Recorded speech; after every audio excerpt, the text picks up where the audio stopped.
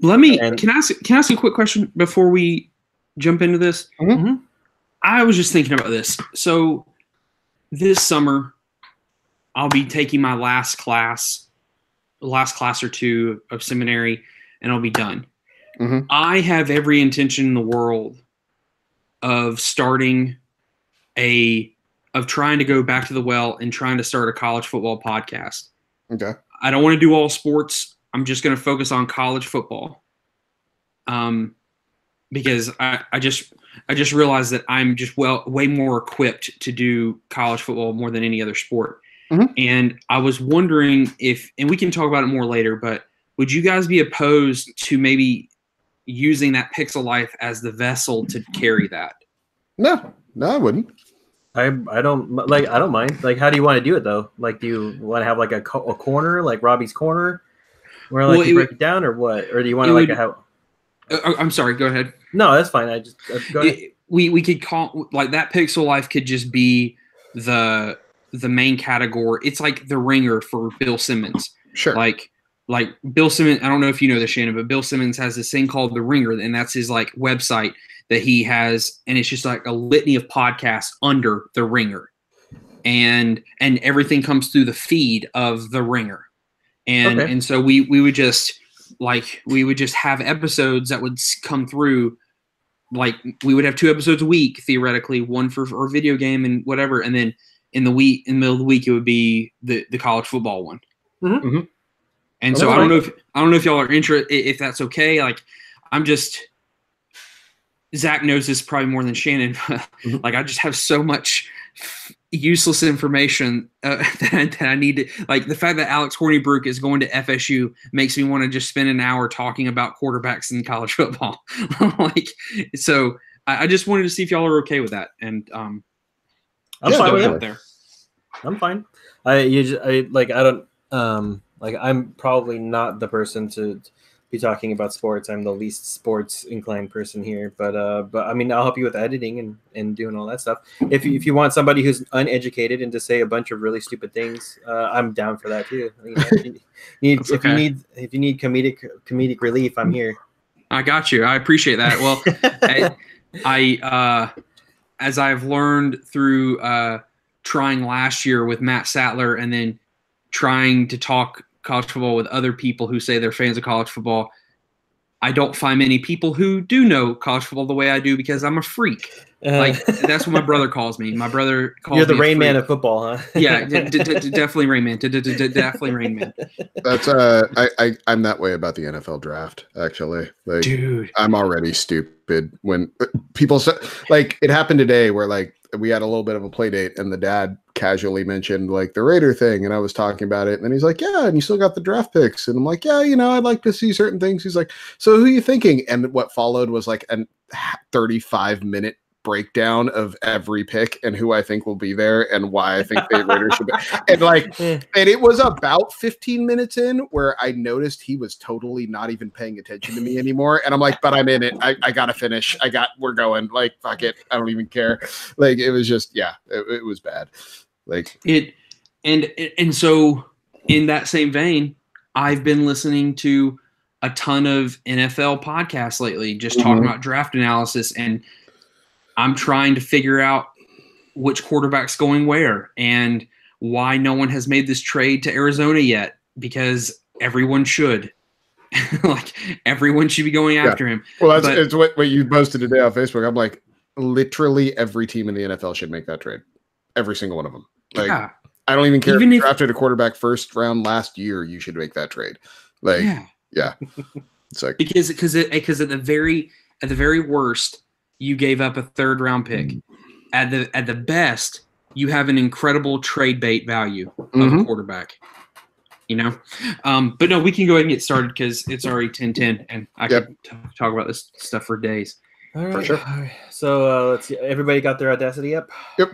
Yes, sir. All right. 3, 2, 1, record. Alrighty. All right. Hot diggity dog. I'll try not to freaking erase it this week. No, that's fine. Like, it's just make sure it lands in that Dropbox. Save it for a little bit. If I need it, I'll get you. Okay. Yeah, just don't delete the file immediately. That's all. That's true. Okay, we ready to roll? Yeah. Okay. Hello, everyone, and welcome to That Pixel Life. This is episode 43. Man, 43. It's Sunday, March 10th, 2019 is when we're recording this. And this week we're going to cover some Captain Marvel. We are also going to talk about Tetris 99 because Mr. Shannon Moore finally started playing it, which he really should have, and a while ago. And we are also going to be talking about the hottest and latest game, Final Fantasy IX from PlayStation 1, because I'm really excited to talk to Robbie about this. So I am Zach Anderson, and with me is Mr. Shannon Moore. Hello. And also Mr. Robbie Stoltenpool. What's up, guys? All right, that is the crew. And if you'd like to head over to thatpixellife.com for more from us, including all the links you might be interested in, like following us on Twitter at thatpixellife for show updates. You can join our Facebook group for various gaming industry talk and updates and games we're playing, so on and so forth. We do have a Patreon if you'd like to help us keep the show running, keep the lights on, all that fun stuff. That is always greatly appreciated. And links to basically every podcast platform you want can be found there. So real quick, front of house business, as we are want to do. As you know, we've gone through some changes lately, if you've been following the show, and those changes are going to keep coming. We have been talking amongst the three of ourselves, and a big change we're going to go forward is we're really going to make an effort to stream the games we're playing. We've got games coming up. I know myself, I'm going to be picking up DMC 5, and I know other, Anthem is released. There's big games coming down the pipe that we're all very interested in, and we want to be streaming those games. We want community involvement. We want people just commenting about how horrible we're playing Apex Legends, like how you would just kill us in 3 seconds, because you're right, you would. I'm awful, but still, it's fun to watch me die. So things like that, you should get on board, and we will be dropping those links on our Twitter feed and on our Facebook group. And for the most part, I think we're all pretty much going to be using Twitch, right? Yeah. So we'll be dropping those Twitch links, and you can follow us on Twitch and just rail on how awful of a gamer I am. I've got like 40 years of gaming experience, and yet I am so bad. I'm just so bad. So make fun of me. It'll be fun. It'll be fun for everyone. Anyone else got any front of house business they'd like to throw out there real quick? No, nothing really. I had to make a hard decision: stay at home and watch some documentaries that I talked about last week on the show, or go see Captain Marvel. I went to see Captain Marvel. Maybe I'll be able to catch up on those episodes, those documentaries a little later. But stay tuned for my impressions of Captain Marvel. Alrighty. So I guess we'll go right into the industry buzz with the news and whatnot that we want to discuss. As you know, as I've said earlier, it is March 10th, the day of recording, and of course that means it's Mario Day, which, man, I can't believe that's a thing. Like, I mean, sure, it's MAR10, and the internet now declared that Mario Day, and Nintendo's gone out of their way to embrace it. Which is fun. And yeah, I bought Mario Aces today digitally for $40 because it's never going to be $40 again. Yeah, right. So Nintendo games never go on sale. So, and some would say you still paid too much for that game. That's probably true, but I am a sucker for those Mario Tennis games. I love them so very much, and I've been wanting to play this for a long time. I actually can tell you that I probably will get more playing time and enjoyment out of this than I did Smash Brothers, and I still have Smash Brothers, but that makes sense because it's Smash Brothers. So yeah. those games aren't fun to begin. You know what? I walked right into that, so you're welcome, Zach. All right, yeah, no problem. But you know what? Of any character who needs a day, like, come on, it's them. It's Mario, right? Really though? Like, I plan on celebrating Mario Day by being completely average, by being the last character picked in any sort of multiplayer setting. I plan on being kind of lame in all facets. Yeah, I mean, he basically He's not special. If Luigi or Princess or if I touch that feather, I would get a tail too. I just want to point that out. Like he's not the only one who can have these abilities. I just make that clear. If anything, like I said, if any of the games have told me anything, it's you basically want to pick any character except Mario. They all are better. They all have some sort of special ability. And can we fall into like an alternate dimension, basically, where like Mario is like the creepy stalker boyfriend, and Peach is just trying to get away from him, and Bowser's just trying to be the cool dude who's just be like, dude, like she's in another castle, man. Like I'm doing my best. Oh, that's Toad that does it, right? Toad's the one that says you're in another castle. But yeah, but you know, Toad's like, bro, she's just not that into you. Maybe like, after 30 years, Mario needs to get the hint, dude. Like she keeps getting kidnapped, you know. Like, I mean, come on. Like, oh, sorry, I got kidnapped again. That's why I missed out on our date. Whoops. It happened. That's good. That's good.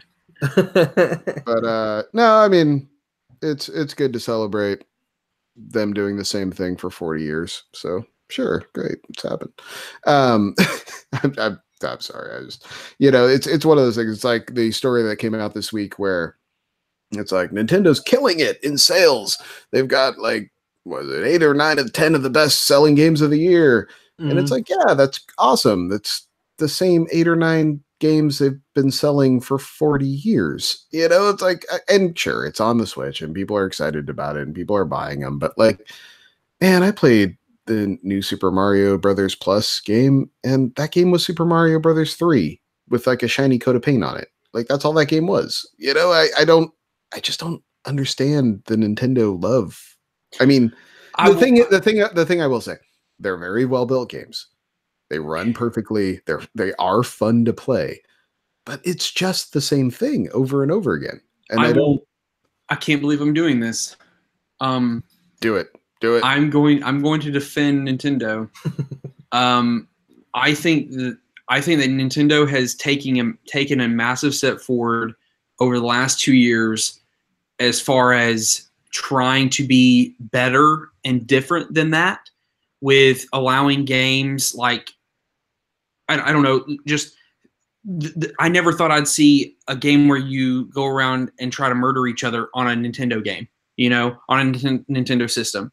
The fact that they have been so open to third-party games, the fact that they have been so open with Microsoft specifically and partnering up with them, which, we're expecting to get a Game Pass announcement any day now. It may be at E3, but whatever.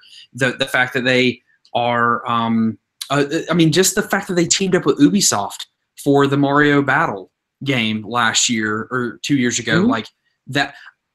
I agree with you, Zach, because you and I have been talking about this stuff ad nauseum for almost 4 years now. But I will give them credit that when it comes to, maybe not in their internal studios, but as a company, as a console, it does seem that they are opening their gates a little bit and they're letting other people in, and I think that's a positive. I get that. I'm sure. I mean, as much as I want to agree with you, like releasing one game 2 years ago, like kind of doesn't make me believe that though. But no, hold on. Let me. So I've got my Switch in front of me. It's like out of the 6 games, it's probably going to be like Mario Maker, a game that already exists. Sure. Yeah. Mario Odyssey, but that was 2 years ago, so that's probably not on the list. Let me see. What other games would it be? What list are you talking about? I'm sorry. So I haven't even like looked at the list, but there's 6 out of the top 20 games this year are Nintendo. Okay. And I want to see what games they are. If you'll give me a minute. Top 20 selling games. Let's see. But I can only imagine what they would be. Like they've got to be like remakes. Maybe Octopath Traveler might be in there as a top seller, but I guess it's still a Ubisoft game technically. But did you ever think you'd see a South Park game on Switch? Like, yeah. Well, it came out 5 years ago, so sure. Yeah, but the second one's on here too. Like, I guess that It, I yeah, guess it that's just not, it's recent. It's recently, right? It just got yeah. okay. Like, you know, the Crash game, the Crash reboot or the Crash trilogy coming out on it. I'm not saying that they're now in my good graces and I'm going to tell everyone to go buy a Switch. I'm just saying I see progression being made in a company that I thought was incredibly rigid and refused to move in a progressive way. Again, well, see, for me, I think they essentially are having the same problem that Microsoft has, except they have the well of games to just keep releasing that Microsoft doesn't. You know, where they came out, PS4 hit the ground running, blew everyone out of the water, and left them all in the dust. And they were like, well, here we have this innovative handheld, not handheld setup, and we have, you know, HD Rumble and all these other like things that make portable gaming a factor. Whereas Microsoft, but then they were able to supplement it by like, oh, and here's Mario Galaxy again, and here's the next Zelda again, and here's Mario Kart again, and here's all the stuff that like, you know, and half of them, sure, no one bought a Wii U, so there are new games to a lot of people. But at the same time, it's the same problem Microsoft has, where it's just like, yeah, but where are the new games? Microsoft doesn't have like, oh, well, here's Gears of War 1 again. They tried it. You know, like here's Gears of War 1, here's Halo again, here's all this stuff, but no one cared. That's the thing, because they don't have the legacy that Nintendo has. And see, if you're talking about like, if you're taking this year and saying what game is going to make someone want to buy a console, I won't argue against that because it's absolutely accurate. I'm playing a game that's freaking 20 years old, okay, on this system. I guess I'm just talking about, I would not be surprised at E3 if we don't, like, dude, can you imagine if they do put this, like, let's just say Game Pass on Switch is exactly what it should be. And it's the app, and it's the Xbox app, and you can stream every game that's on Game Pass through your Switch. Yeah, to me, from your Xbox to your Switch, like basically making it a Vita. That's an incredible benefit to me, especially for someone who, like, I'm in class, like tomorrow, I'm in class from 8 a.m. to 8 p.m., but I have like an hour and a half break for lunch or whatever. Like, I would love to be going through whatever games on Game Pass that I want to play. Like that, that's cool to me. And I don't know. You're right. You're not wrong. You are 100% right. But it's just, I guess for me, it's just a bummer to see a company with such legacy and such memorable characters and so much fan service things just kind of rest on their laurels, I should say. Yeah. I mean, and when's the last time they've released a story-based game? Like, that actually has story. I'm not talking about Zelda that has, like, I'm not talking about Zelda. I'm talking about, like, a legit story. And you know what? You know, Shannon mentioned it earlier, but games like Octopath Traveler, they've tried. They just haven't hit. You know, and it was a critical hit, but it wasn't a commercial hit. Yeah, and I mean, when was the last time they wrote out a new IP? I mean, as far as character-based IP. And there's like Whirly Yarn games or whatever. Yeah. But again, those aren't new gameplay, really. That's just new mechanics. I don't know. I mean, I guess we're getting bogged down in the minutia on that, but it's just... Yeah. Well, the article was misleading too, because like once I got right into it, because it's the 20 best-selling games of the year, right? But then like you go down the list and it says it's the best-selling games of 2018. So it's not just games that were made in the year. So the 6 games that they're talking about are Super Smash Brothers Ultimate, Super Mario Odyssey, Zelda Breath of the Wild, Super Mario Party, and Pokemon Let's Go Pikachu. And let me see, what's the last one that would be on this list? Monster Hunter World wasn't on the Switch, was it? No. Yet. Then yeah, I mean, I don't know where the 6th game is, but those are the 5 that I can see on this list right now. That's interesting. But yeah, I mean, so it's, you know, The Breath of the Wild is still carrying the Switch. They're like Xbox, man. They still have a problem with making with new games. But the thing is unlike Xbox, their core, like the core Nintendo fan buys all of that. Mm-hmm. You know, like Yes. they're happy to buy the new Smash Brothers and Mario Kart release, and let me pick that up for the third time. You know, and fine, that's fine. It's what makes you happy. I'm not going to tell you how to spend your money. It's just for me, as someone that has a Switch, the new Pokemon game is coming out. I'm hype about that. That's where the list ends for me on the Switch. I really don't have anything else that I'm like super looking forward to at all on the console. You know that there's nothing new coming out that I'm hyped for, but I do like the fact that every like Final Fantasy VII game from like 7 on is going to be re-released on the Switch. You know, to have if you want to kill some time and you're on the road. But yeah, I mean, it just seems like it's just becoming something that is more of a nostalgia based system for me now. Like I'm just playing games that I wanted to play or games that I want to revisit with better graphics. And then, you know, and look, I could have played Final Fantasy, and we'll talk about this in a minute, but I could have played Final Fantasy 9 on my Vita, but I chose to play it on my Switch. You know, Vita has a longer battery life. Vita can use my Bluetooth headset with it. Yeah. You know, but I wanted to. But Vita can't sideload Tetris 99, so that's true. That's very true. Yeah. Or sideload Mario Aces, which because I got that. But anyway, what's next on the docket?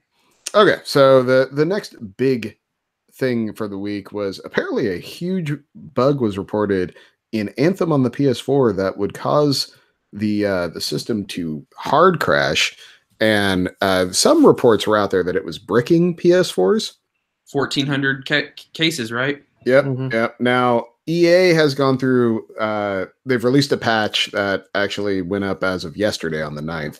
That said it fixed that problem and a list of other changes that they've made. EA says they've never been able to respond to recreate the bricking problem on their own internal testing.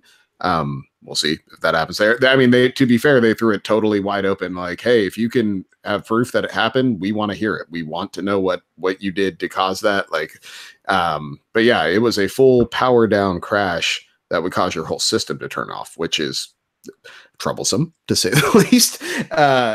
So I mean, they've got right on it. They've released the patch. It's supposed to be fixed, but man, this is just, it's becoming a snowball effect. I mean, we're at Fallout 76 levels of problems for Anthem at this point, I think.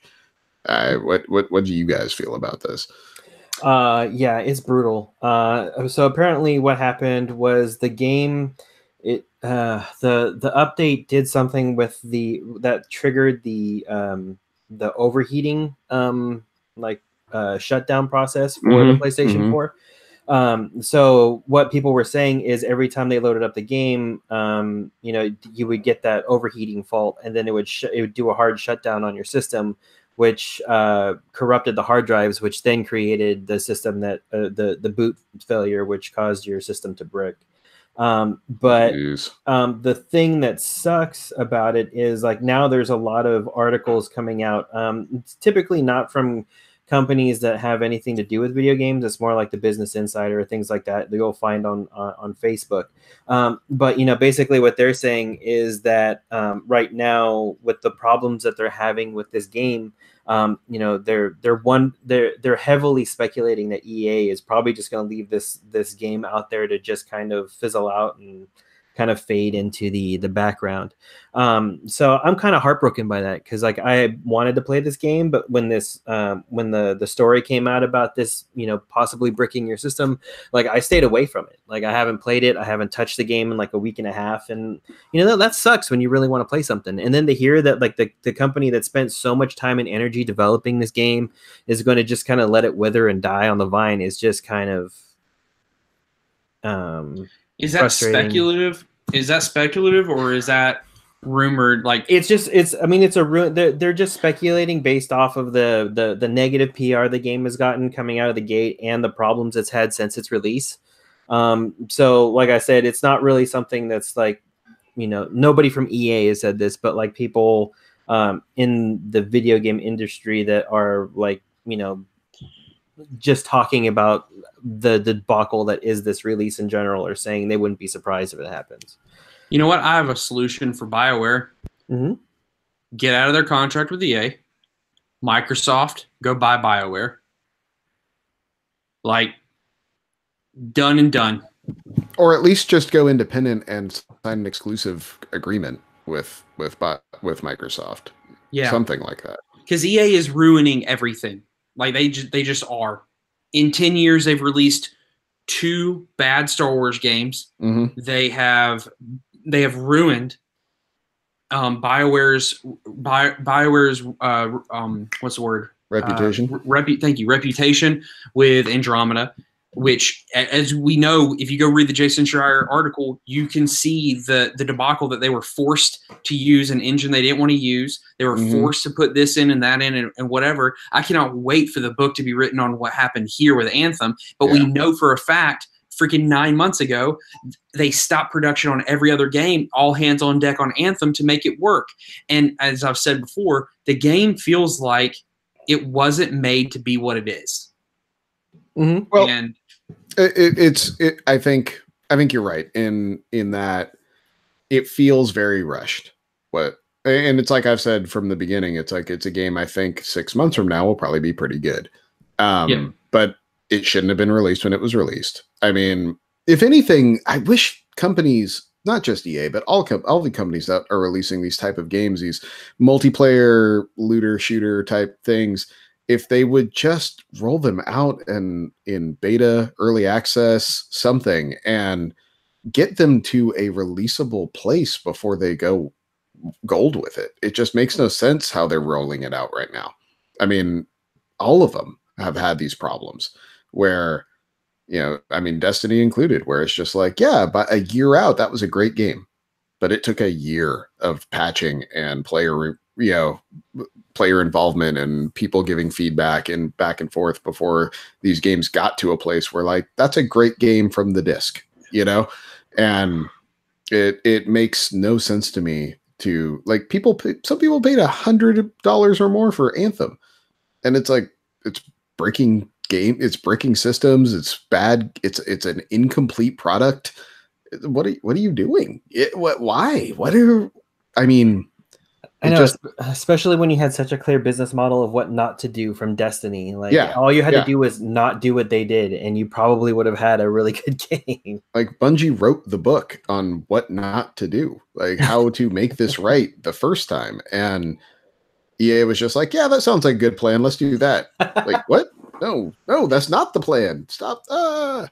But no, I think Apex Legends actually is really hurting Anthem. And it's funny because initially my hope was that it would really help Anthem by taking a lot of pressure off that game, by alleviating the fact that it needed to make money right now, because it was, Apex Legends was raking in cash from an unexpected source. And EA was like, oh, this is cool. Like, hey, we got money when we weren't expecting money, and this is great. But now I think it's become Apex has gone so far ahead of the curve that it's become like, well, why isn't Anthem as good as Apex? What's going on there? Like, this game was a free game that they made in their spare time, and it's amazing. What's wrong with this piece of crap that you threw every studio you had at? What happened here? And I mean, yes, they're very, very different games. And Anthem is inherently a way more complex product than Apex Legends. But the fact remains, Apex Legends is really good and really fun, and Anthem just isn't on a lot of levels. And it's like, oh, maybe you should have made the studio that makes really good shooters and has for years make the shooter game you want to make. Maybe maybe have that happen. And I mean, even then, hindsight is always 20/20, right? I mean, but like, I just think, why don't you roll out the game that's free to play first and, test those waters? If it raked in as much money as Apex Legends is, like, why don't you funnel that into Anthem just to, like, beef it up, and then, like, maybe, on your release schedule, you should have released Apex Legends first, which I think they did, but I would have probably pushed. Yeah. I would have pushed it further out. So you could have had the revenue to maybe then delay Anthem, be like, hey, look, we want to do a better quality rollout of this game, and then just use Apex. It was such a telltale sign, though, that Anthem was going to be bad when Apex released when it did, and it was so good. Like, it was just... Yeah. Like, they showed their hand. Yeah, it definitely was the, we need to get out in front of this by releasing something that's going to take all the press off of Anthem. And it worked. It did. I mean, and then Anthem started bricking consoles. Yeah. It's like, well, we had a plan. The plan was, it's the old Mike Tyson. Everyone has a plan until they get punched. That's how it was. But yeah, I mean, I still have hope for Anthem. I still hope they get their stuff together. I mean, look at what Rainbow Six Siege is now. Mm. Look at the excitement for Division 2 because of what they did to Division 1 when the game was just kind of meh out of the, after the first 20 hours, the game was very dull, and they went to the drawing board and fixed it. Rainbow Six came out 4 or 5 years ago, and now it's one of the most popular games in the world. Mm-hmm. I believe, I'm with you, Zach. I believe that they can turn this around, but it's almost like, man, they need to just say, hey guys, Anthem's gonna be offline for like a week, and then whenever they come back, it's a completely different game. But the fact that they are, I don't know. Shannon, I think you're right. Like, as far as they should have pushed the game out, and let Apex, make the money or do what it was going to do. But also at the same time, Anthem just feels like a game with no vision. And I don't think any money in the world could have fixed that. I don't know if it's no vision. I think it's too many visions is the problem. Like, it doesn't seem like at any point there was a true thesis statement that game was based on. It was just one of those. That's true. You know what I mean? You go through the game and there's a lot of like, oh, what would be cool if we did this too? Yeah. Hey, you know what also would be cool? What about this? It's like Dead Space 3. Oh, wait, hey, another EA joint. Just throwing it out there. Just throwing it out there. Another hot EA joint. Hey guys, what if we took out all the horror elements of this game and we put in multiplayer co-op? People love multiplayer co-op. It works so well in BioShock. And then we just we basically turn it into Resident Evil 5, but not nearly as good. How about that? Let's just do that. I think we can do that. Yeah. So disappointed in that game. Yeah, that one was. That's still. I still never beat it. Me either. It's one of those I don't care to either. Like, that's the thing. It's not like on my pile of shame. Like, oh, I need to get back to that one day. It's like, no, I put 5 hours into it and went, yeah, that's enough. It was free. It was free 1 month for PlayStation Plus on PS3, and I remember saying, "That's still too much. Like that's still too much for me to." You're play. Like, maybe if you paid me, I would play that. Give me NCAA college football, and then I'll play it. Well, in our conversation right now, you had mentioned Division 2, and that launches very soon. Is it Friday? I believe it is this Friday, yes. Mm-hmm. Quick side note, I'm so glad that game releases are starting to come more on Fridays to where people can actually play their games on the weekend instead of the rant. And I understand, I know no one has to comment. I know why it was on Tuesdays for so long, but now that they've been able to move it to Fridays, like that's awesome. Yeah. I'm super in for the modern distribution model of getting things so I can play it on a weekend. I'm way with you on that. But as someone that played the first division probably only for like 3 or 4 weeks, and then it's the same thing that always happens to me with these games, where it gets to everyone else is really, really good and I'm not anymore, because I can only play like nights and weekends. And so I just stopped playing it, but still, it was really fun. It was really good. The shooting was great. I liked how the missions were structured. I liked how all the multiplayer aspects worked. And if they can just smooth out some edges, I think Division 2 has a chance to really kind of take the world by storm myself. Am I the only one that played the beta? Mhm. Yeah, I haven't touched it. Okay, we didn't plan this, but you want me to really quickly give you my impressions based on the beta? Yes, please. Okay. I'm not. What I'm going to say is not a negative. Okay, I want to say that first and foremost. It is very polished. It is very tight. It looks like a great version of Division, and that is not a bad thing. It looks like they have changed. Like there's actual different areas as opposed to hey, here's the same freaking 17 buildings that you've seen the entire game. Like there does seem to be different layouts of the maps. Like the maps seem varied, which is really cool. The gunplay is really smooth and tight. What's going to come across negative is that I think I've just realized that I may no longer be the demographic for a looter shooter type game. And that is no fault to Ubisoft. There's no fault to the game Division, because I did have fun with what I was playing, but I just realized like, oh my gosh, like I will never have time to get the best loot or level up really great or build a character. Like I think I'm just at that point in my life, and I think that's okay. Like as long as I'm not trying to be the a-hole who bashes things for no apparent reason. Division felt very fun, and if you are in the mood, if you're wanting one of those games, I think Division 2 is going to be that game because, like I said, it felt so good. It really did. And there seems to be some story element stuff, which seemed really interesting as well. So nice. I mean, that's the one thing that I was really worried about. But I didn't pre-order the Division 2 because I was hoping that Anthem was going to be the one that was going to occupy the majority of my time. But now that Anthem's, having its woes, I think I might kind of step back from that one and then I guess pre-order Division 2 this week. My biggest concern not playing the demo would be that the enemies are still relatively spongy, and that when we do multiplayer, I'm going to leave Robbie to die in a ditch somewhere like I did the last time. So freaking a-hole. Those are the only two problems I have with the Division 2. So I'm hoping it works out well. I guess we'll find out more next weekend when I have a day to play it. I don't know what the net code's going to be on the day release, but I had no lag whatsoever. Nice. And I played for about 2 or 3 hours, and I do wish that they wouldn't make me have to walk really slow when I go into the hub. Mm-hmm. But whatever. That's every game seems to be wanting to do that now. Now there's 3 different Dark Zones, right? Were those in the beta? Or there was a Dark Zone available, but I didn't have time to get into it. Okay.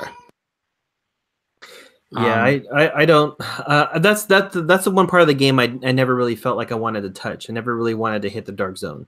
Was some of the best stuff. Yeah, and that's the bummer is that that's where you get the best loot. I wish there was a way to get some really good loot without actually having to go into the Dark Zone. But I guess that's where you're talking about having that time. And that was one of the problems with Division was that you had Dark Zone gear and then you had regular gear. Mm-hmm. And that got really confusing.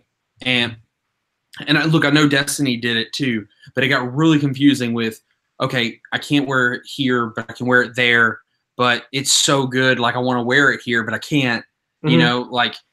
So I didn't get to jump into that stuff. So I don't know if they've changed that at all. So sorry that I can't give you more insight on that. No, that's fine. It is what it is. I like the setting of this one where it's like Washington D.C., but it's kind of like post-apocalypse where you're there to help rebuild. And the White House is your hub, by the way. Yeah, and I like how it's set. I just like the idea that it's like, no, you're not defending like the zombie hordes or trying to defeat the zombie hordes or whatever. Or it's like so many of these games are. It's like, no, you're actually trying to go out there and like put down like the bad mobs.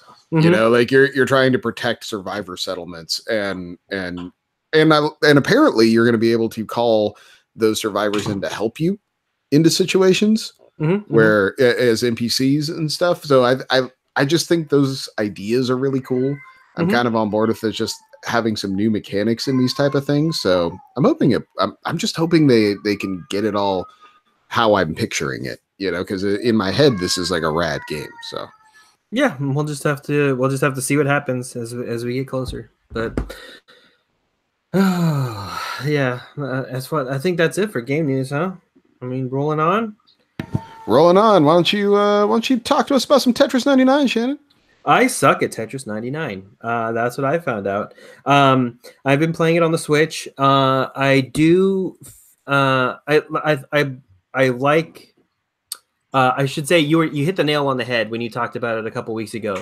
Like when you first play the game, you are basically just playing Tetris until you figure out the extra mechanics. I felt when I started, I was using the joystick instead of the directional pad for trying to move my pieces around, and I just realized I was just moving the target rectangle around for who I wanted to target.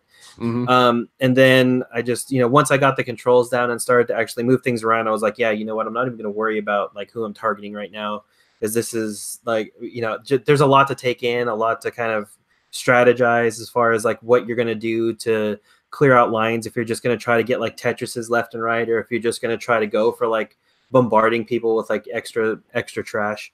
But it was good because I was such a low level that nobody really targeted me like right off the bat. Like they just kind of left me alone in the corner so I could kind of experiment on what I was doing. So I'm up in I would probably say like the best I've ever gotten is 21. Like right now, like I'm still kind of finding my groove, but it's fun. It's quick. You don't have to worry about spending 5 minutes on a lobby trying to find a game. It's relatively like once you screw up in a game and you get booted, if you don't want to watch to see who wins, you can just jump out and jump into another lobby, and you're playing usually within like a minute. So it's a good like game to play at the end of the night, like when I have a couple minutes to play and I don't really want to go into something hardy like Resident Evil 2 or something like that. So sure. I'm enjoying it a lot. It's fun. It's a good casual game that's occupying a lot of my time right now. Robbie, have you tried any of the Tetris Maximus event this weekend? No, I wish I could have. Go ahead. Because man, let me tell you, those people do not play when it comes to this event. Like it was one of those things. Like I'd gotten pretty comfortable with my top 20 finishes, kind of in that like, I can usually finish between 20 and 10 pretty regularly, and there were some games during this event where like I was straight up in the 90s, like just people like, the game starts and 8 people are targeting me. This is going to be fun. Okay, great. Like this will be great. But yeah, like, man, there are some high level Tetris out there. There is just some crazy high level Tetris out there. No, sorry, Shannon. No, that's fine. Go ahead. What I hate is that like, because I've put so many hours into the game, I'm like level 38, 39, something like that. And because of that, I'm gunned immediately. Like they come after me so hard, so quick. I'm like Zach. Like I need to look at my average, but I think my average would be somewhere around between the probably 12 to 20 range, something like that. But man, sometimes I get so frustrated because I'll end up in like 95, 96 because like there's like I think I took a photo the other day where the game was starting and I had 8 people coming to attack me right off the gate, and I was like, well, it was fun while it lasted, fellas. So here's my question. Being relatively new to it, how do you know like when the lines are going to drop on your screen? Because like like the last time blinking red, when the color changes to that blinking red, that means on your next move that there's lines coming if you don't clear some lines. Okay, so if you clear lines, it delays the trash being thrown on your screen. Like if you have a guy coming at you with 7 lines Mhm. If you clear 4 lines, 3 are coming at you. Oh, okay. Okay. Or if you're able to clear 7, like I don't know how you clear 7, but if you're able to clear 7, like 7 lines are gone. Okay. Or I think if you can get Tetris, it'll take away a group of 5, I think. But it's something like that. It's like it's simple math Okay. when it comes to that. All right. Yeah, because I don't like I just saw like the red bar on the side and I was like, oh, okay, I guess that means something's coming in. But like I would just like panic and just clear a whole bunch of lines like really fast, and then usually nothing would really like pop up. So I just wanted to see how the mechanics were working there because Lisa likes to say that I'm addicted to Tetris 99 because I may play Tetris 99 while she's talking to me, while my son is laying on the bed trying to open up a pack of Tic Tacs, or just while, not to be too graphic, but it's my poop game. Like it just is. It's just an easy, like there's no football going on right now, so I don't have to track a bunch of stuff. Like I can just sit there, get a couple games in, and we'll just leave it at that. But yes, my wife says that I'm addicted, and I think the hours put in may prove that. And your hemorrhoids prove it too, right? Yes, exactly. Yeah, no, it's shocking to me that the best battle royale game released ever is a Tetris game, but but I'll be damned if it isn't. I mean, that game gets its hooks in deep, man. It's ridiculous about Tetris 99. But yeah, my wife has the bug worse than me. She plays that game to death. Like I have woken up and it's midnight and she's still playing, and I'm like. And it's one of those like you the alarm goes off in 6 hours, right? Like like we have to be up and do things. And she's like, yeah, I just got one more game. I'm like, no, you don't. You don't need one more game. Just put it down and walk away. So don't tell me my life. Yeah. It's man. I'm just telling you that the addiction's real. It's there. Yeah, your wife is discovering video games at 40. Like it should basically you got to remember what you were like at 7 playing that Nintendo for the first time. Well, no, for her, it's bringing it all the way back because she was like a hardcore Tetris on the Game Boy player, like way back when. So like playing against people, with the cord on the Game Boy, and so now it's all coming back. It's all coming back to her. Zach, I'm not trying to scare you, but KD left the game with a right bone contusion on his ankle. Yeah, I saw that. It's all right.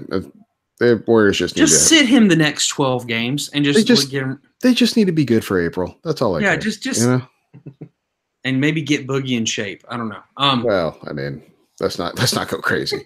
but yes. That concludes our Warriors NBA talk for the evening. But yes. Sorry. No problem. But yeah, Tetris 99 is insane, but the game I actually want to hear about this week is the best Final Fantasy game, which is Final Fantasy IX, which Robbie Steltenpool has never played before. So break it down, Robbie.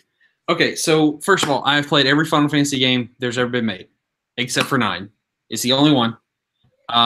If just really quickly, so people will get my frame of reference, I would probably rank 7 is my favorite, but 7 was also my first. And you never forget your first. And also the first time I played a Final Fantasy game, period, I was 20 years old.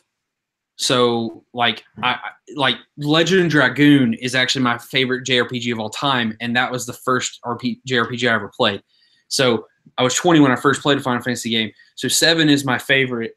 It goes for me, and I won't list all 15 of them, but I'll just give you a rough breakdown. 7, 6, 15,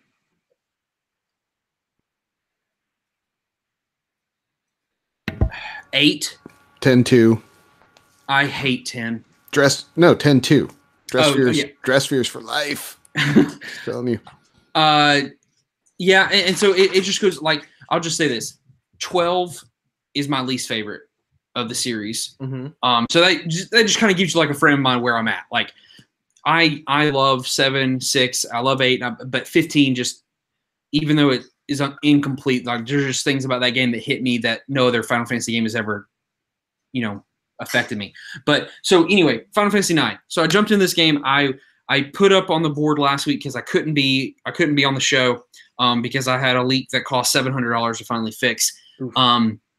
Which I showed you all the handiwork that I did to try to fix the issue. I was pretty proud of myself, but then an actual plumber came and did the right thing. But so I put it up there, and you guys. I love how, like, somewhere along the way, I'm guessing Lisa was like, "How about we get a person that actually does this for a living?" It was when we found that there was a third leak. When there was the third leak in the same pipe, after I just clamped another leak on the pipe, we were like, okay, there's literally nothing else we can do. We have got to call some help. But anyway.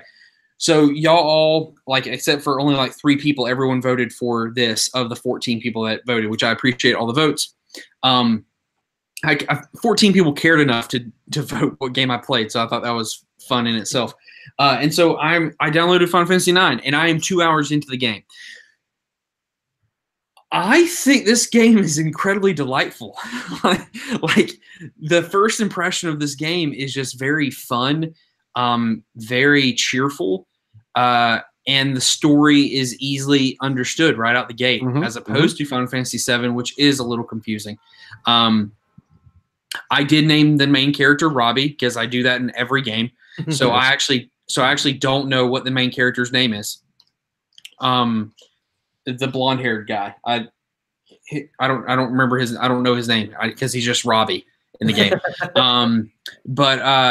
But the characters all seem to have a personality to them, which I, of course, enjoy and appreciate.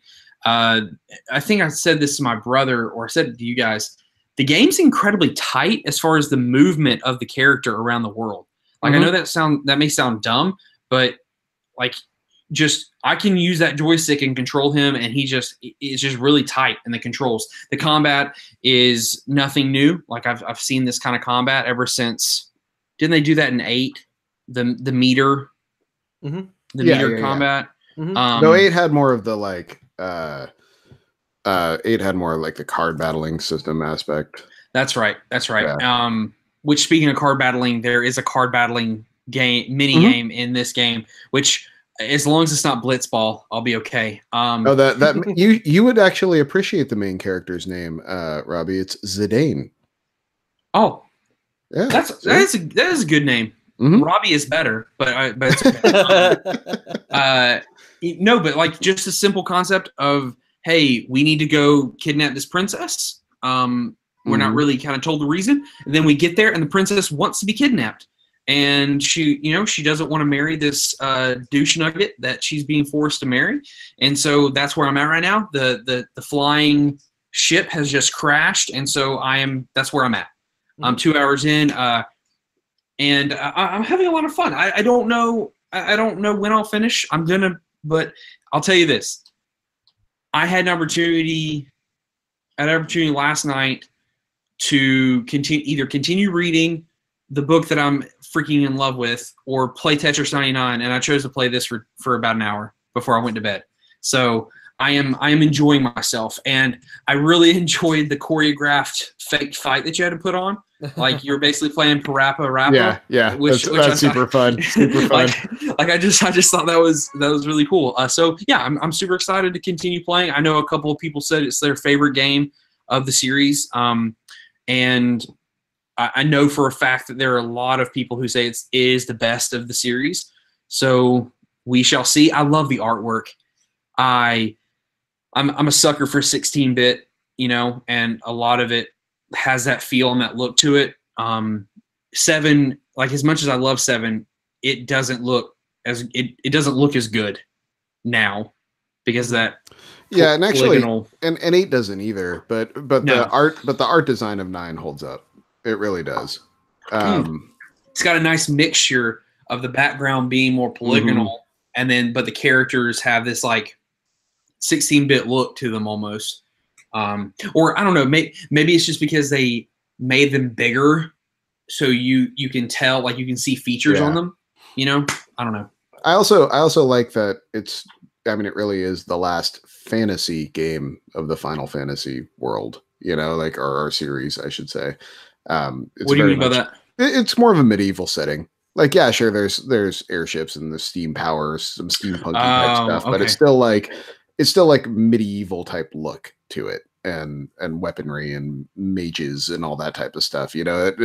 There's no gun blades and all these things and lasers and stuff that kind of work their way into the series, but especially as it jumps to the PS2 and PS3 era. But no, am I the only one that's not a fan of 10? I'm not the biggest fan of 10. I like 10. I like 10 is probably one of my favorites. So I think I'm in the minority for this podcast. No. I have a lot of friends that love that series. They love Titus, however you say his freaking name. I have a cousin who named his son Titus because he's such a big fan of 10. I am not making that up. I would ask him if it was because of scripture, but I mean, hey, no big deal. He might tell you that, but I know the real reason. But we all unanimously agree 12 and 13 are disappointing. Oh, yeah. Well, 12 really, because, man, it was just like they tried to capture the World of Warcraft like MMO model, but in a Final Fantasy game. And, man, that just doesn't work when it's a single-player game. Oh, dude. Yeah, it's bad. I will say this for 13. That paradigm shift system in combat, I love that. I did. The story was just trash and the characters were bad. Like Hope, I wanted to punch him in the face like so much. He was such a pansy.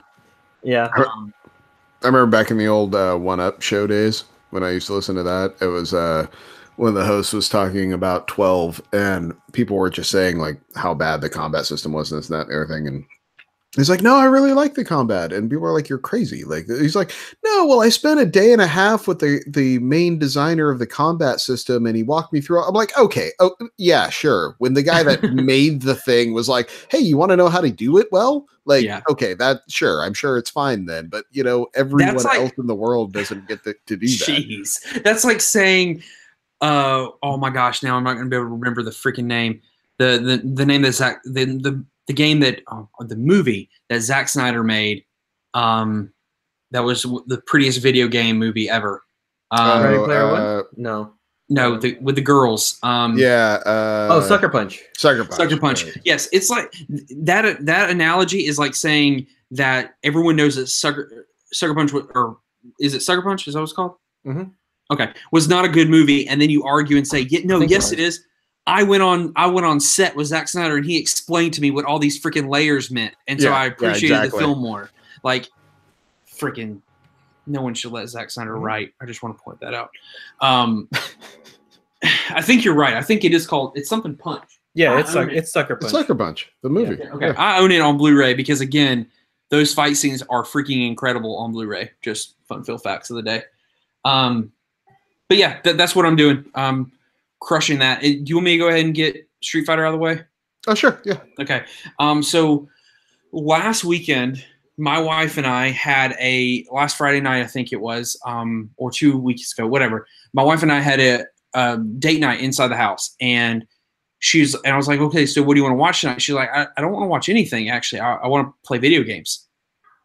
Nice. Let me just say this. My wife doesn't really play video games. Okay. Mm-hmm. She has a Vita that she takes on trips or when she deploys, and she likes the Lego games and she likes the Telltale games, but she doesn't really play video games. And so then we were like, okay, well, what do you want to play? And so we turned on the SNES Classic, and we played some Contra together. Nice. We played some Super Mario World together, which was fun.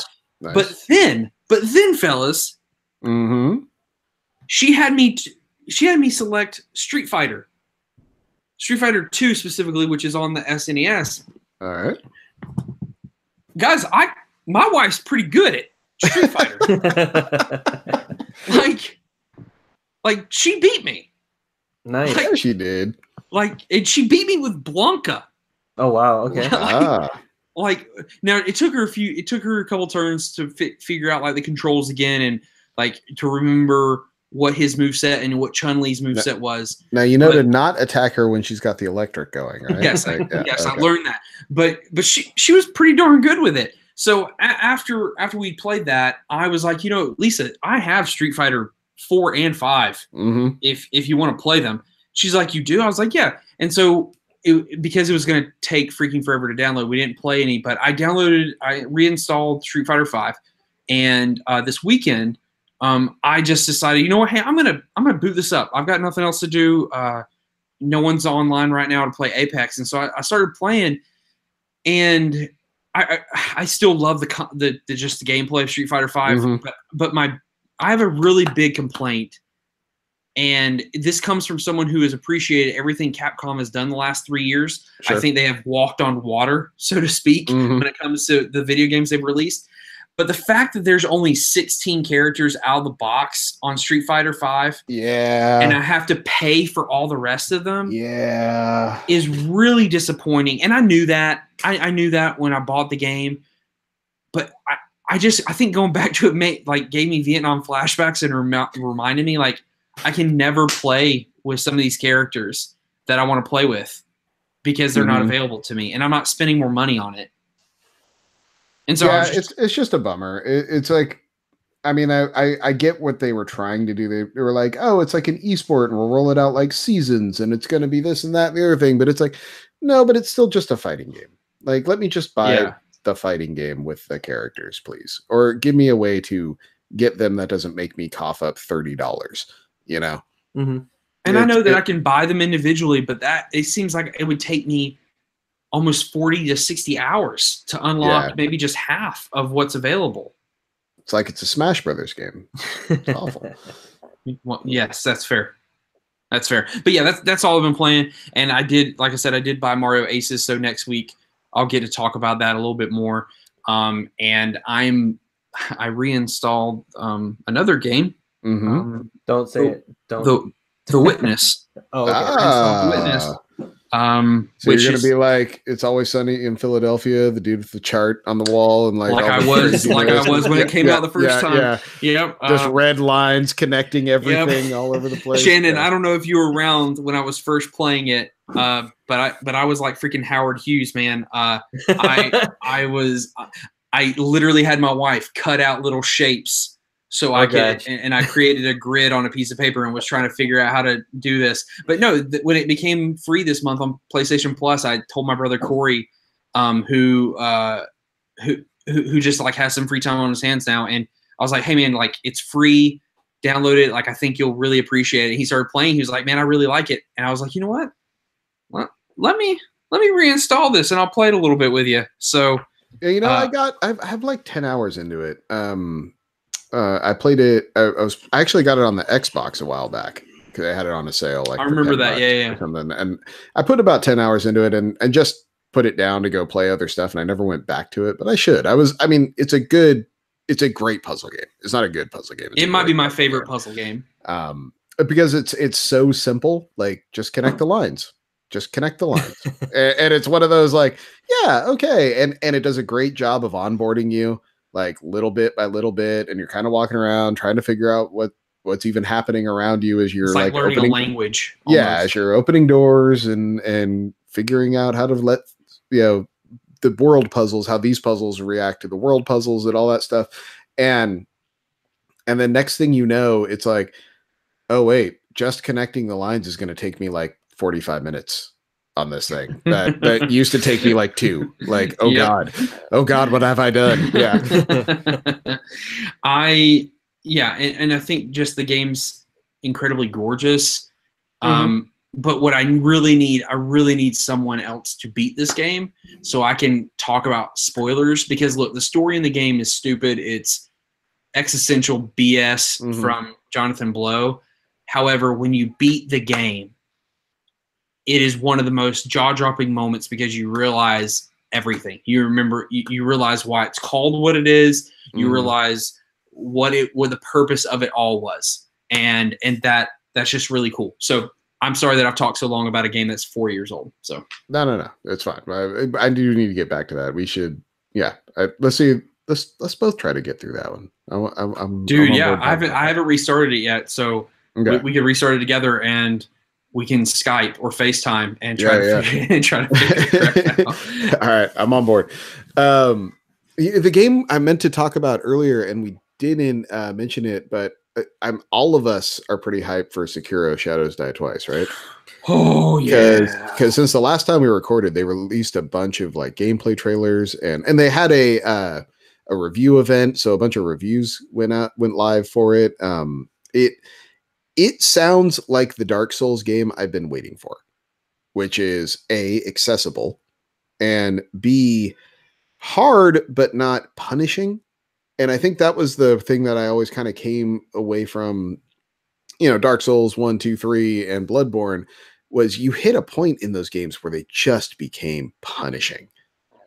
Even, Dark Souls 3, where I got pretty good at them at that game, I hit a area 2/3 of the way through. It was like after you go through the area where there's all the giants in the swamp and all that, and you kind of come out of the swampland and you hit another castle, and then there was a boss. Like there's like these 3 guardians outside of the boss area, and then you immediately fight the boss with that's 4 people, and it was just one of those things where it was so brutal.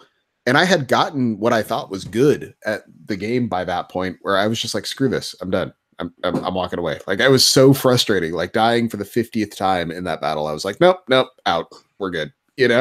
And it sounds like this game is more accessible than those games have been. I don't know if it's just people that are, like Josh was crazy good at Dark Souls and could just play those games. And I'm not that person, but man, I am so on board for Shadows Die Twice. Like the world looks amazing. The bosses look crazy. The combat looks fun as hell. It's just, I'm ready. I'm ready for the challenge. Shannon, break this down for me, Shannon. Are you into these games? Are you excited for this game? Like, go ahead. Nope. I will play it if I lose a bet in like some way, shape, or form in the future. I will probably be playing this game. You guys will make me play it, but I can't get into any game like this, like any style, like the Bloodborne, like the Dark Souls, like all of them are just infuriating to me. So I'm glad that you guys are going to enjoy this. It'll give me time to sleep while you guys are gushing about how great this game is. But yeah, no, I will avoid this game at all costs. But you're on board, right, Robbie? Oh my gosh. I have pre-ordered the game. I have pre-ordered specifically. I've been told them that if they get any more collector's editions available to pre-order, I will pre-order that. Mm-hmm. And they are holding me because if you pre-order it at GameStop, you get like a little Shinibo Blade letter opener. And that shall be mine, along with whoever's soul I have to take in that game. Mm-hmm. Because I agree with you, Zach. I started reading, and the more and more I read, it was like that Vince McMahon gif of just getting more and more excited. He just keeps getting more and more excited. Mm-hmm. Well, but I like that it seems the combat is, like in Bloodborne, the whole combat was just rolling out of the way and counterattacking. Mm-hmm. And Dark Souls, if you were a short sword and shield guy, it was deflecting and then attacking. Where this one, it seems very much like they want a lot of like, blade on blade type combat. Like the creator has even been quoted as like he wants to feel like swords clashing is the combat of the game, which is more exciting to me because like it was infuriating in Dark Souls or something when a guy would be swinging a sword at you and you'd be swinging a sword at him and his sword would just kind of go right through you and into you instead of like connecting with your sword or something. So having one preview said a choreographed dance was what the game felt like at times, and that was really awesome to just try to visualize that in my head. Mm-hmm, mm-hmm. Yeah, like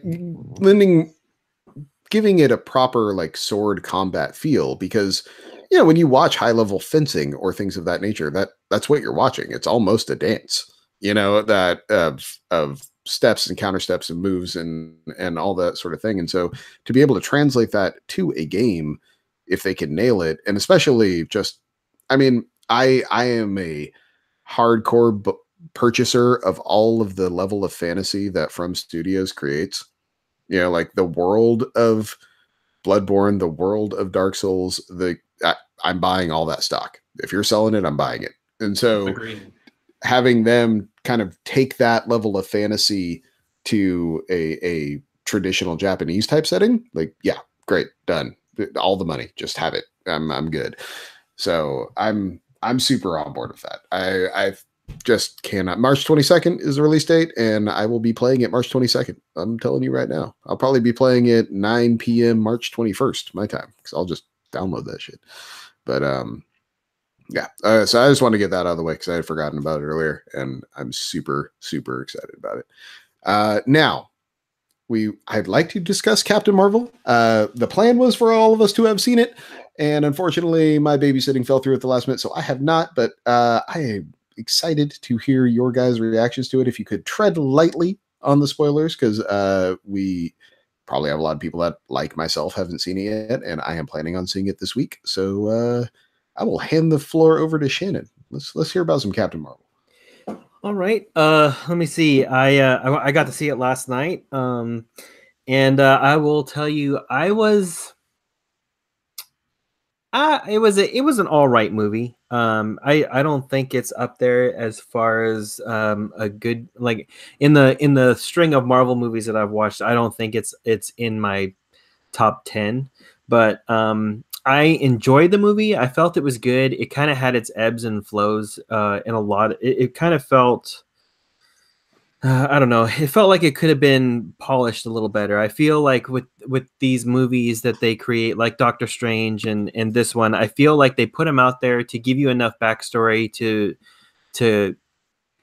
just kind of keep you going for the next major movie, which of course is going to be Endgame. So it's kind of like, I didn't feel the movie was, on its own was that good, but I feel in giving you the knowledge that you need to know about this character, it was fine. So I was very underwhelmed. I was kind of expecting a little bit more from the movie. I do like Brie Larson as Captain Marvel. I thought I think she did a good job. I don't think the fault is on her or any of the actors in this movie. But I do feel that it suffered a little bit from the writing perspective. I did like it when she was snarky and when she was funny, when she had some good one-liners. But it was kind of, there were moments where she was that person, and then there were moments where she was more subdued. And it seemed like there were two different versions of the character that they were trying to get into like one storyline. I don't think it worked too well. Robbie, what'd you think? I say I thoroughly enjoyed it because it was fun, it was enjoyable. My gripes with the film are actually just little nerdy nitpicks that I will not spoil or get into. Just as someone who is familiar with the character of Carol Danvers and what she means to the Marvel Universe, and her origin and stuff like that, like there's just things that I wish they had not taken liberties with. But I think, like, if you just take the origin films, you just take Iron Man, Thor, Ant-Man, Doctor Strange, Captain America, Black Panther, like stuff like that. Mm-hmm. Like, in my opinion, like Iron Man and Black Panther are the upper echelon of those origin films. Mm-hmm. Like, they just are. Captain America: First Avenger is the worst of them. I'll take Thor. I think the first Thor is far better than First Avenger, because First Avenger is great for 45 minutes and then it's a sprint to Avengers. And I hate. I don't know if I'd go there with you. Watch it again, man. Watch it again. I've watched it tons of times. There are things that they. And then I watched it again when it was called Wonder Woman. It was great. they fundamentally just say, hey, we're just going to show a montage instead of actually explaining anything. And so we're just going to show a montage of how things happen, and we're just going to Even Rocky had a montage. we're just going to move forward really quickly. But anyway, that's beside the point. I think First Avenger just is. I think the first 45 minutes to an hour is amazing, but I can't stand the second half of that movie. But well, I'll say this about about the first Captain America movie: that ending's real dumb. By the way, spoilers for a 10-year-old movie, but when it's like, oh, I can't control the plane, but I'm gonna try to crash it. Well, okay, but hey, you're super powered, so you want to tell me where you are? Nope, got to put it right in the ice. Sure, but can't you just jump out? Like, you'll probably live. And like, hey, by the way, give me the coordinates. Nope, can't do it. Just got to go right into the ice. I'm sorry, these things happen. Or fly straight up.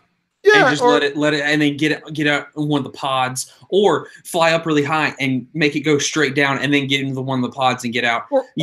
Or at any point say, by the way, I'm at 38 North by whatever, just throw out. And then just the overacting by, oh my gosh, of course I can't remember his name, Red Skull, and then come to find out all the stuff that happened behind the scenes on how he'll never do a Marvel movie again because of his experience with them. There's just a bunch of stuff that affects my vision of that movie. Sure. But anyway, I think Captain Marvel is in the middle of the pack of those movies. I think it's better than First Avenger. I think it's better than the first Thor. But it's right there with that Ant-Man. It's really cool visuals. Ant-Man's fun as hell. Yeah, agreed. Mm-hmm. But there are some really fun parts in Captain Marvel. I'm not spoiling anything. But she goes full Super Saiyan in that movie, and it's freaking amazing. It is dope. At the end of the movie, I realized, okay, this is how she's going to be effective against Thanos. But I do agree with Shannon. There are some inconsistencies in the middle of that movie where it's incredibly rushed because, again, it's a sprint to the next movie. Mm-hmm. And that I think it I wish the movie was 15 minutes longer, because if it was 15 minutes longer, we would have had way more depth. But with that said, the villain is well thought out. I think it is.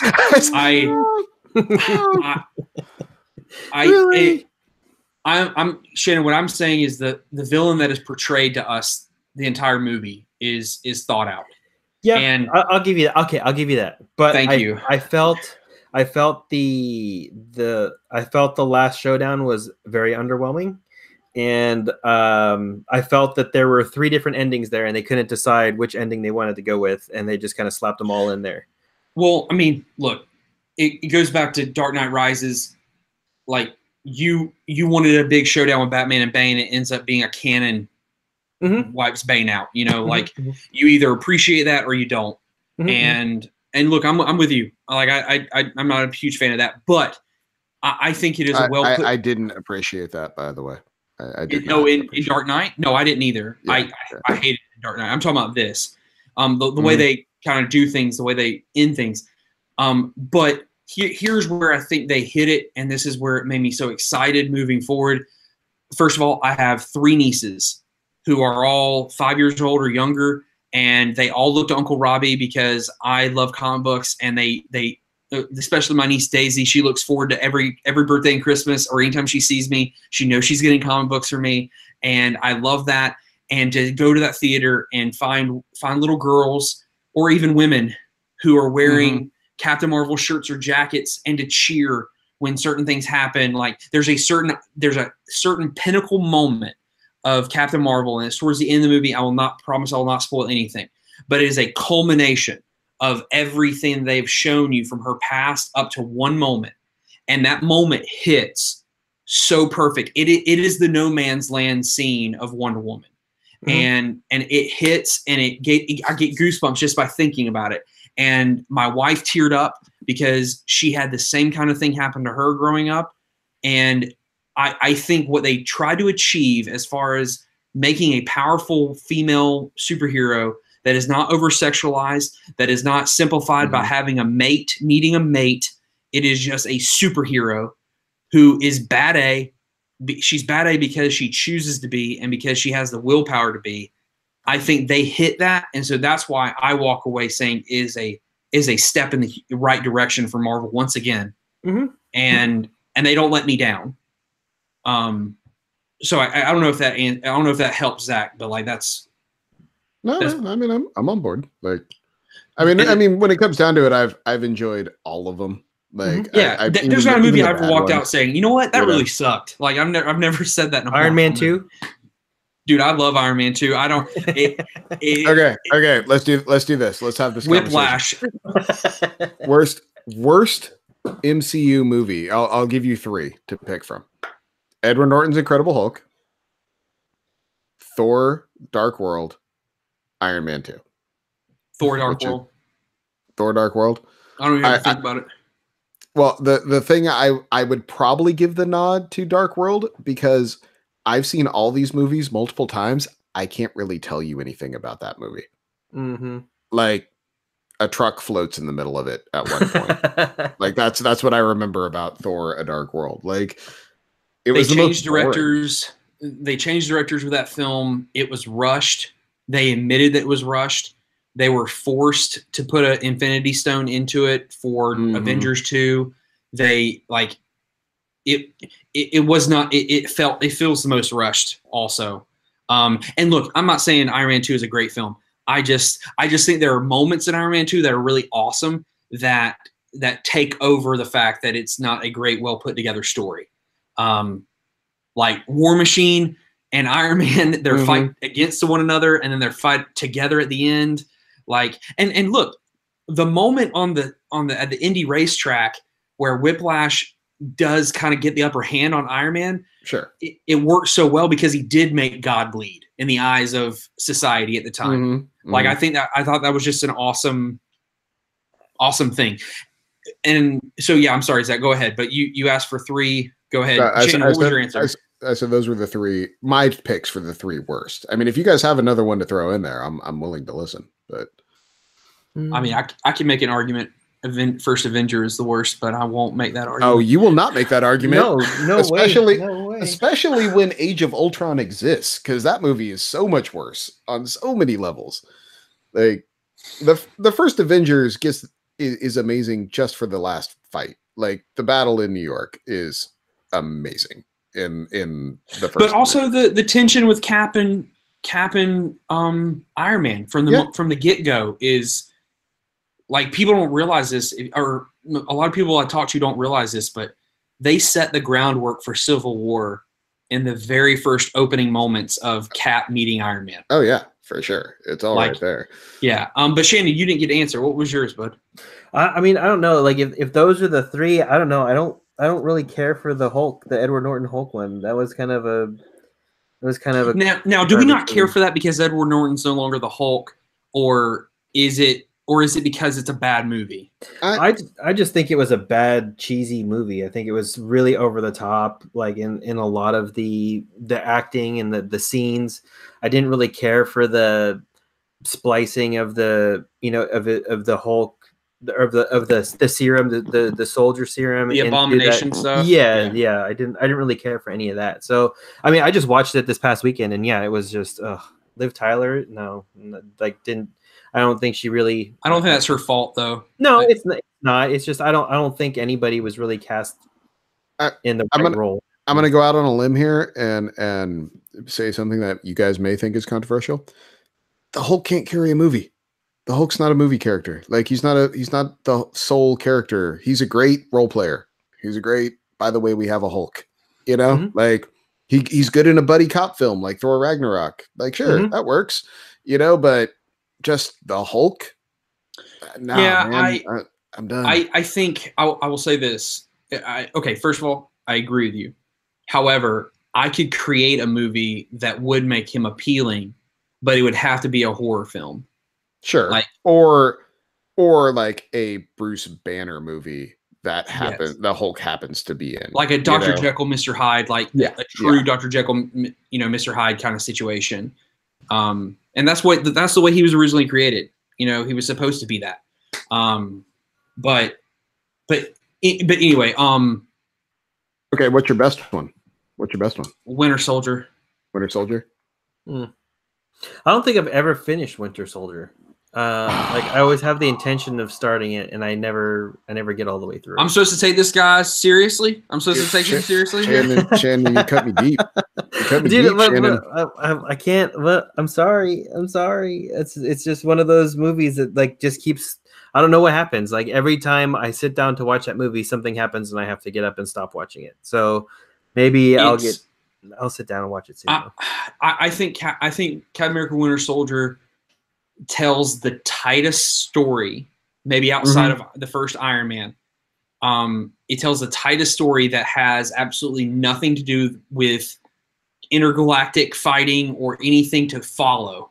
Sure. Like it is about espionage. It is about Hydra taking over.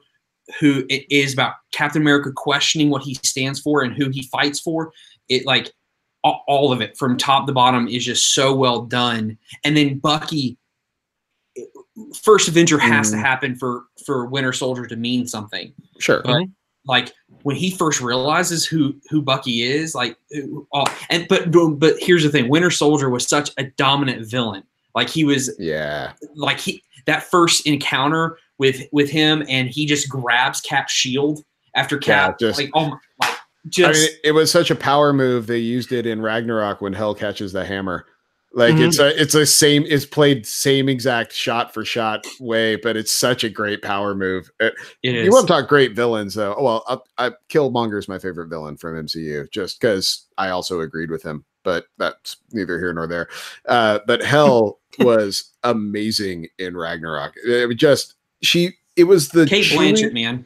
I mean, she just chewed up the scenery, but like in the best way, like in just the best way, and just. I loved her. Apparently there's like 30 to 40 minutes of scenes that she filmed that we'll never get to see. Oh, that sucks. Yeah, and look, that's just the way it is, editing. Yeah.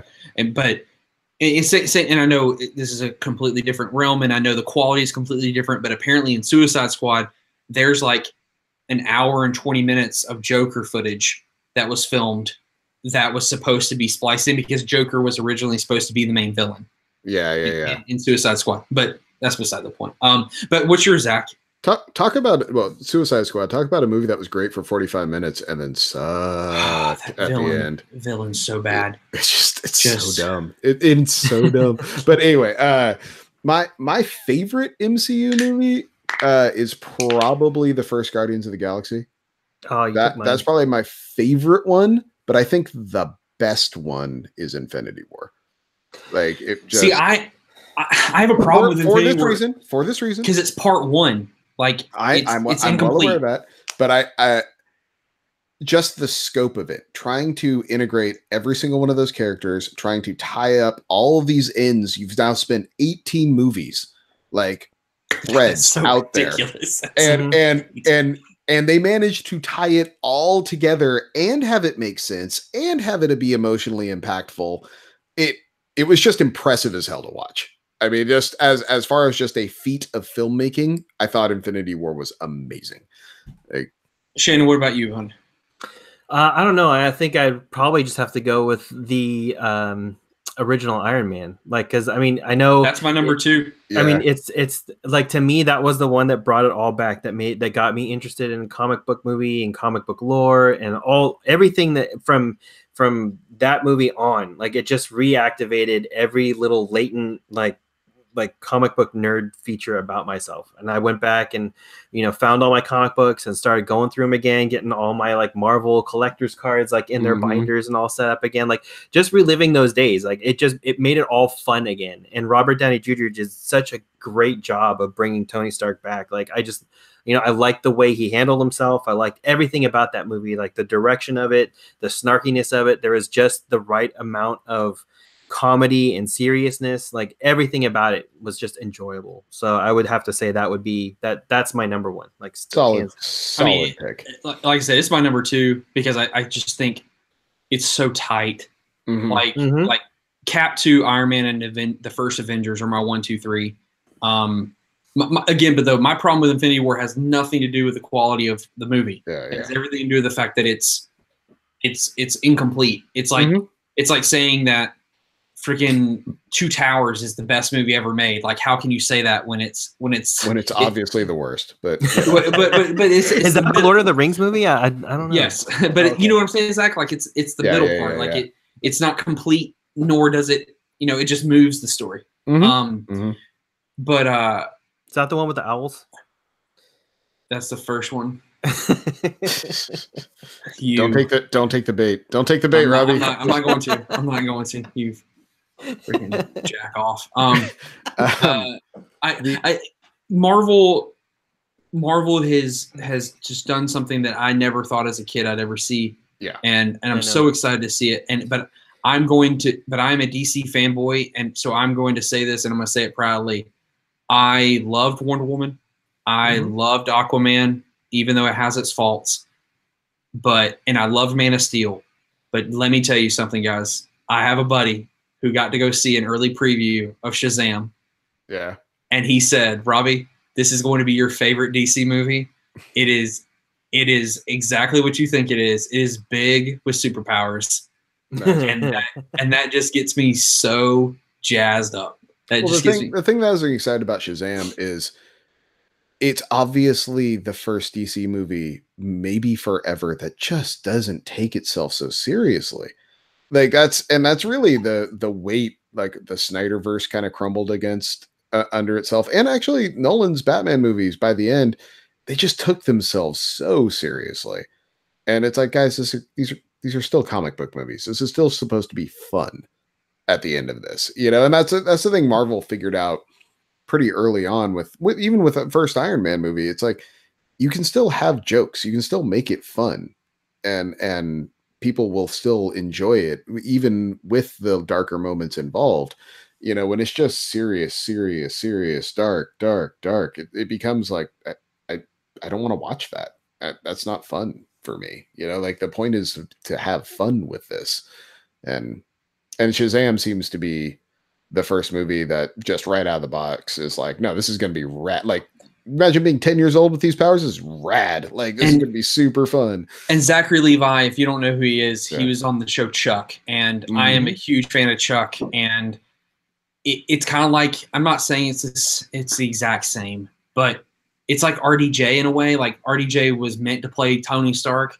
It just seems like Zachary Levi was meant to play this role of a giant kid, and so I'm so excited for it. I will die if like Tom Hanks walks by at some point in the movie just to have a big reference. He's walking by with a what was it, Althor or whatever the machine is. He's like wheeling it by, Yeah. And so he can go do another horrible Boston accent in another movie. But yeah, man, this year so far has been really fun for films. I've yet to be necessarily disappointed, by anything. I've yet to walk out of a movie this year, and look, I see probably anywhere between 50 to 70 films a year. It dropped down to 55 last year because I had a child. But the only film this year that I walked out and said, man, that could have been better, was Glass. So, but that's beside the point. Oh, I want to get your thoughts on Brightburn. I saw the trailer for that and was like, "Oh, talk about a movie made for Mr. Steltenpool, dude." Like, so I love Shannon. Have you heard about Brightburn at all? Mm-mm. Okay, so let me give you the base premise, and then I'll let Robbie geek out on it. So, Mom, Pa, Clark, or Mom, Pa Kent, I should say, running the farm out when the pod lands and baby Superman's in it, right? Mm-hmm. Now, what Brightburn is throwing out there is, what if that kid was a total sociopath? And it is a straight up horror movie. Like, and you've got this little boy who is, stopping silver bullets and jumping over buildings and, stopping trains and all this stuff. And it's like, he's strong enough to do all that, but he is effing crazy. So what do you do? What do you do now? And go. And that's the movie. And it's like, yeah, I'm in. All right. Like, let's do this. Like, yeah. That's awesome. One of my favorite moments in comics it's not even like a canonical comic, but one of my favorite moments is when Superman goes bad in Injustice. Like Lois is killed, you know, and he goes straight to the Joker and kills the Joker. Like, and he just goes complete dark on everybody. But this is that movie. However, also I'm a huge fan of the movie Chronicle, and I think Chronicle is completely underrated, and I think more people should watch it. It's that Fruitvale Station, and obviously, oh my gosh, the movie on HBO where Michael B. Jordan got his start. Anyway, Michael B. Jordan's in that movie, and he dominates the role. But Chronicle kind of shows this, like, what happens if you have superpowers and you go dark, like you go bad. And this is a kid, just looks it's a horror movie with superpowers, and it's the same thing with New Mutants. That when we don't know when that's going to come out, but if it will come out, like, if it that's comes the out. thing. If that's the thing now, is they're talking about New Mutants might just be shut down. Well, what they should have done is said Dark Phoenix is shut down because hey, no one wants to see freaking X-Men 3 again. Right? Just freaking bull crap garbage. Why can't you just give me the Jean Grey story? Why can't you give me the real Phoenix story? Why does it have to be some like dormant power that Xavier lies to everybody about and suppresses it and tricks her and lies to her? Like, well, why guess do you what? have to? That's the end game. That's how you beat Thanos. They tap in Dark Phoenix. I'm just saying. I was just throwing it out there. I mean, look, I'm not. A reality gym is a real thing. You know? Have you ever seen that Parks and Rec bit where Patton Oswalt talks for like 17 minutes about how Star Wars and Fox and all of them can come together with Infinity Stones? Yeah. It's so good because there's an uncut version where they just keep recording and they've released it online, and he goes on for like 15 minutes, and it's incredible. Robbie's like, it's like someone recorded my thoughts. Yeah. Hey, look, there is a video somewhere out there. I have no idea who has it, but when I was in college, may have had a couple of drinks at the time, but who can say? Can say? But a buddy bet me that I could not correctly tell him the entire Marvel major storyline from Avengers Disassembled to the present where we were at the time. And for an hour and 15 minutes, I correctly told all the story of what happened from beginning to end. And I don't know where that video is, and it probably should never come out in the public. But I will say this, and then I want to move on because it's 11:45 for me. I think that this year has an opportunity to be one of the best years for just blockbuster films for people. And I know we say that a lot, but if you look at the new Godzilla film, if you look at Endgame, if you look at the Star Wars trilogy ending, which, you know, whatever you have to say about it, like, it's still a momentous thing. And John Wick 3 coming out, you know, a new Toy Story 4 coming out, which I have no freaking idea why they're doing this when they had a perfect ending with 3. But like, there just seems to be a Frozen 2, which looks dope. Like, I'm not a huge fan of the first Frozen, but Frozen 2 looks awesome. But I just think 2019, I'm really excited to talk more about that. And I know, and you know, we talked about this before, but I know that we're supposed to be a video game podcast at the heart of this, and we still will. But man, I just love talking about different types of media. You know, I love talking about TV shows and movies. You know, and so I'm glad that we're kind of going to do this moving forward. No, I'm excited to geek out on all this stuff because, like you said earlier, we've all got this rattling around in our skulls, and it's good to hit the pressure release valve every once in a while. Just make my insanity someone else's insanity for a little bit, you know. and look, I think if people give us feedback that they didn't mind us doing this and breaking this down, like, maybe we can have like a Friday night we can get together and rank all the Marvel movies together. You know, dude, I am so. You know, or rank the Fast and Furious movies. Rank, you know, just go through a litany of films and rank them. You know, kind of like what we used to do back in the day with the legacy episodes. Yeah, like the legacy franchises. Yeah, you know, because I think they would spark some serious debates, especially Tokyo Drift was the best Fast and Furious movie ever. Tokyo Drift is very underrated. I will say that. Well, I will say no. Tokyo Drift's the worst movie. Let's not get it. No, Fast and Furious 2. No, Too Fast, Too Furious is the worst Too one. Fast, Too Furious. If you want to play a drink no. Okay. Wait. Tokyo Drift has Han in it. Yeah, he's awesome. And what else? Like literally, what's the main character's name in Tokyo Drift? I don't know. I rest my case. I rest my case. Like, Gaijin. Yeah, isn't it? Yeah. Isn't he an outsider? Isn't that what it is? Yeah. Wooden actor that can't act. That's Zachary. That's the main character. Too Fast, Too Furious is so bad. But it's got Luda. He's at the top of his game. And Luda does end up being a really cool character. Yeah. But Tokyo Drift has probably some of the best car stunts of the entire series. Like, it really does. And I'm not talking about what it's become now. I'm not talking about that. I'm talking about just purely driving. What the show was, what the movie was originally supposed to be. And look, I'm not arguing for Tokyo Drift to be like in the top 3 or 4. I'm not saying that.